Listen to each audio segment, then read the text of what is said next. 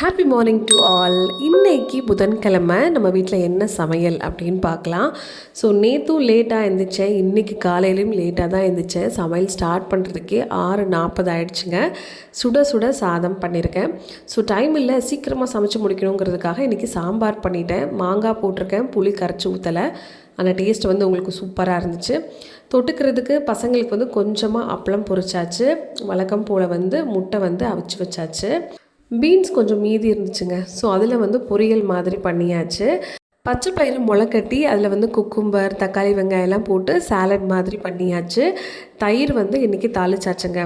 மத்தியானம் லஞ்சுக்கு எனக்கு கருப்பு கவுனி அரிசி கஞ்சி பண்ணி வச்சாச்சு. காலையிலேக்கு டீடாக்ஸ் போட்டு வச்சுருக்கேன் பாருங்கள். எனக்கு 8 மணிக்கு தான் குடிக்கணும்.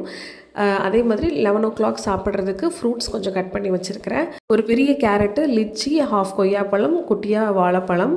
பிரேக்ஃபாஸ்ட்டுக்கு எனக்கு சத்து மாவு கஞ்சி பண்ணியிருக்கேங்க. இன்றைக்கி மெனு இதுதான். நீங்களும் ஹெல்த்தியாக சாப்பிடுங்க, ஹெல்த்தியாக இருங்க, ஜங்க் ஃபுட்ஸ் அவாய்ட் பண்ணுங்கள். ஓகே, பாய்.